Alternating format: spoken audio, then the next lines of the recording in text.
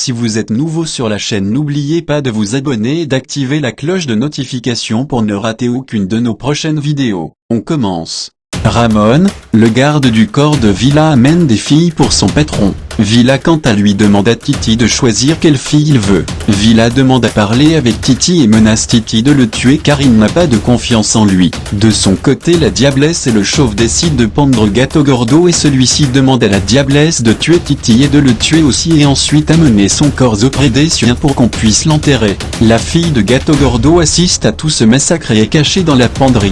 Villa et Titi se mettent d'accord pour travailler ensemble. Pour Titi, il se doit de fêter ça. Le jeune homme décide donc de chanter pour l'occasion. Les gardes de corps de la diablesse portent le corps de Gato-Gordo. La diablesse récupère son arme et sort de la pièce. Très énervée et enfermée, Catalina décide de casser tout ce qui est dans la pièce. Tout d'un coup, la diablesse entre dans le placard et aperçoit la fille de Gato-Gordo en train de se cacher. Elle la torture en lui demandant où est-ce que son père a mis son argent. Elle finit par cracher le morceau et la diablesse braque l'arme sur elle et la tue de sang-froid.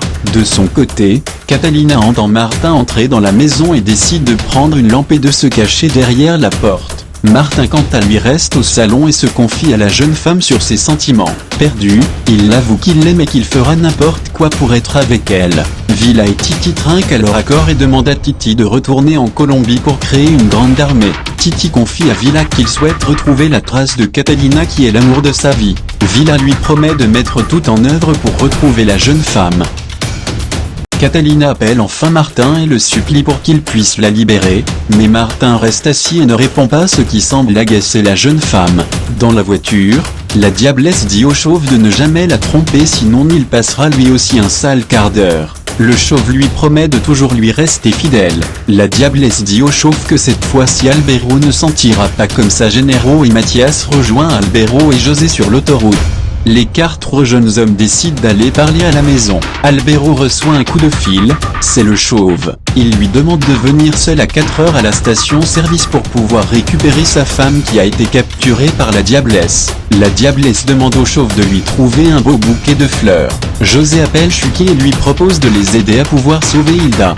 De retour à la maison, Daniela demande à la diablesse combien elle a pris à Hannibal, elle lui répond un peu plus de 10 millions. Elle demande alors à sa fille d'aller appeler Mayra et Flavia. La petite Catalina, Albero, Daniel et les autres organisent le sauvetage de Hilda. La petite Catalina ne veut rien comprendre et dit à son père qu'elle sera de la partie. La diablesse discute avec Flavia et Mayra à propos de la stratégie qu'elles vont mettre en place face à Albero et le chauve débarque quant à lui avec le bouquet de roses. Et c'est ainsi que la diablesse lui donne pour mission de séduire la mère de Catalina et de lui faire croire que depuis qu'elle est enfermée ici, Albero et la grande Catalina sont redevenus plus proches. La petite Catalina et les autres arrivent chez Pinacé pour se procurer des armes, mais ils se rendent tout de suite compte que Pinacé n'est pas là, qu'il a laissé un duo. Le chauve quant à lui entre dans la chambre où est enfermée Hilda.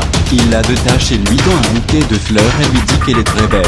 Indigo décide de faire entrer la petite Catalina et toute la bande pour pouvoir se procurer des armes. Le chauve discute avec Hilda et la convainc qu'il vient avec de bonnes intentions et qu'il n'est pas là pour lui faire du mal. Un duo montre les armes à la petite Catalina et au groupe d'amis. Très énervé, Albero n'est pas d'accord pour que Catalina vienne avec eux, il trouve ça trop dangereux. Catalina dit à Martin qu'elle est enfin prête à parler avec lui, mais le jeune homme n'a pas confiance en elle et lui dit qu'il ne peut pas ouvrir la porte. Il lui passe des menottes au bas de la porte et lui propose de les mettre et de l'attendre à l'intérieur, qu'ensuite qu'il ouvrira la porte.